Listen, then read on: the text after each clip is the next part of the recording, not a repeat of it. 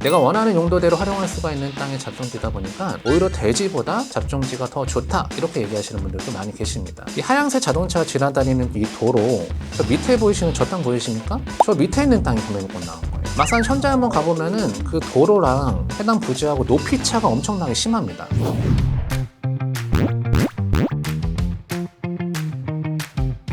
부동산 투자의 꽃이라고 하면 뭐니 해도 뭐라고 말씀드릴 수가 있냐면 토지라고 말씀드릴 수가 있어요. 가장 많은 이익을 낼 수도 있는 게 토지고 그만큼 가장 어려운 게 토지라고 말씀드릴 수가 있는데, 우리가 주변에 부동산 투자에서 완전 대박 났다던가 알부자가 됐다라고 하는 사람들은 거의 대부분이 다 토지 투자한 사람들이 많죠. 아파트를 수백 개를 갖다가 갭 투자를 했다가 망했다는 사람을 많이 봤어도 그렇게 해서 막 대박이 났다는 사람을 쉽게 볼 수는 없는데, 이 토지는 좀 다르죠. 물론 지금 이 짧은 시간 안에 여러분들한테 토지에 대한 내용은 다 설명드리기 어렵습니다. 지금 그 내용을 설명드릴 게 아니라, 이 땅이라고 하는 건 보는 사람에 따라서 그 땅이 금싸라기 땅이 될 수도 있고 못 쓰는 땅이 될 수도 있다라는 그 간단한 사례만 하나 보여드리고 넘어가도록 하겠습니다. 사건 번호를 같이 보시면 사건 번호는 2008타경 42378번 사건입니다. 소재지가 어디로 들어가냐면은 경기도 화성군 팔탈면 지월리로 들어가는 물건이었습니다. 이 화성시가 화성군에서 화성시로 승격된 지가 얼마 안 됩니다. 원래 예전에는 화성시 같은 경우는 인구가 그렇게 많지 않은 도시였거든요. 근데 이 화성시는 재밌는 게 조금 있으면은 인구가 100만이 넘어가는 걸 기대하고 있습니다. 어떤 도시가 인구가 100만이 넘어가게 되면은 그 도시 이름이 특례시로 바뀌게 됩니다. 최근에는 수원도 특례시로 바뀌고 용인도 특례시로 바뀌게 되죠. 화성도 조금 있으면 인구가 100만이 넘어가는 도시로 바뀌게 된다는 거거든요. 이 화성시 같은 경우는 어떻게 이렇게 갑자기 인구수가 많이 늘어날 수가 있었을까요? 바로 동탄신도시가 개발되면서 인구가 많이 늘어나게 된 지역이 바로 화성시죠. 어떠한 도시가 그냥 일반 시에서 특례시로 승격이 되게 된다라고 하면은 그 지자체 자체에서 할 수 있는 개발 사업이 많아집니다. 그렇기 때문에 특례시로 변경된다라는 건 그 지역에 투자하실 때 좋은 점 중에 하나라는 겁니다. 자, 그런 화성시에 예전에 어떤 물건이 나왔었냐면은 물건 종묘를 보니까 지목이 뭐라고 나와 있는가? 잡종지라고 하는 땅이 경매물건 나왔었다. 뭔가 여러분들 지목이 잡종지라고 들어가 있다 보니까 이 땅이 좋은 땅일 것 같으세요? 안 좋은 땅일 것 같으세요? 뭔가 잡종이라는 말이 들어가 있으니까 우리가 알고 있는 잡종이라고 하는 단어는 그렇게 좋은 단어는 아닌데, 그렇죠? 근데 여러분들이요, 토지를 투자하실 때 그 지목이 잡종지로 나와 있다라고 하면은 그 땅이 토지 투자할 때 가장 좋은 지목 중에 하나입니다. 잡종지라고 하는 지목은 바로 뭐냐면은 아직까지 그 토지의 용도가 확실하게 정해지지 않은 땅을 잡종지라고 얘기를 합니다. 그렇기 때문에 그 잡종지 위에다가 집을 짓게 되면은 그 지목이 대지로 바뀌고요. 그 잡종지 위에다가 공장을 짓게 되면은 그 땅의 용도 지역이 공장 용지로 바뀌게 됩니다. 즉 잡종지라고 하는 거는 내가 원하는 용도대로 활용할 수가 있는 땅의 잡종지다 보니까 오히려 대지보다 잡종지가 더 좋다 이렇게 얘기하시는 분들도 많이 계십니다. 그런 잡종지가 몇 평 정도 경매물건 나왔는가? 한 980평 정도 되는 잡종지가 경매 나왔던 사례입니다. 980평 정도 되다 보니까 약 1000평 정도 가까이 되는 그런 잡종지가 2009년 당시에 얼마의 감정평가를 받았는가? 6억 8천만 원의 감정평가를 받아서 나왔다가 몇 명이 입찰에 들어왔냐면요, 11명이 입찰에 들어와서 95% 정도의 낙찰이 됐죠. 그 낙찰가는 6억 4,700만 원 정도의 낙찰이 된 그런 물건입니다. 먼저 사진 한번 같이 봐보도록 하겠습니다.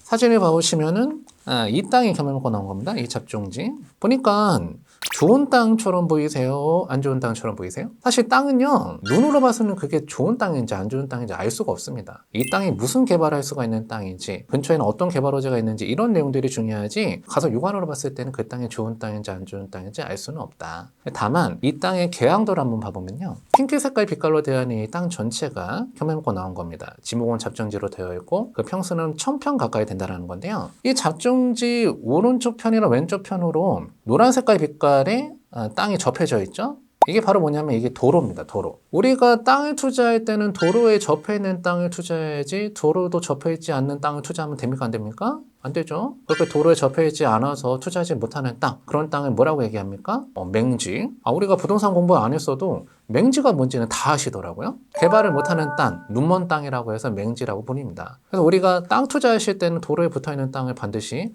구매를 하셔야 된다, 이렇게 생각을 하시면 되겠죠. 그렇다고 하면 이 해당 토지는 1000평 정도 되는 그 지목의 잡종주인 땅이 굉장히 투자 가치가 높아 보이는데, 이 땅은 막상 현장에 한번 나가보면은 땅 모양이 어떻게 생겼는가. 사진 한번 봐보시면은 이 하얀색 자동차가 지나다니는 이 도로, 저 밑에 보이시는 저 땅 보이십니까? 저 밑에 있는 땅이 경매물건 나온 거예요. 막상 현장에 한번 가보면은 그 도로랑 해당 부지하고 높이 차가 엄청나게 심합니다. 실제로 가보면 낭떠러지예요. 제가 예전에 이 현장 한번 가봤을 때 높이가 어느 정도 됐었냐면은 한 10m 가까이 되는 높이였던 것 같아요. 그만큼 이제 밑으로 내려보면 아찔합니다. 막상 지적도상 봤을 때는 도로에 붙어 있고 해당 땅의 잡종지로 나와 있는 건 맞지만 막상 가보면은 그 도로와 해당 땅과의 높이 차가 굉장히 심한 땅이다. 그럼 여러분들 일반적인 시야로 봤을 때는 해당 땅을 갖다 임장 나가서 이 모습을 봤어요. 어떤 생각이 들겠습니까? 야, 이게 그 지적도상 도로에 붙어 있긴 하지만 이걸 어떻게 써먹는가? 이런 땅 투자 못하겠다. 이렇게 생각이 되실 수도 있지만 생각의 발상을 조금만 바꿔보면 되죠. 그 옆에 있는 건물들 있잖아요. 그 건물들이 지어있는 부지를 봐보면은 뭔가 지대를 들어 올려서 옹벽을 쌓아 올린 것처럼 보이죠.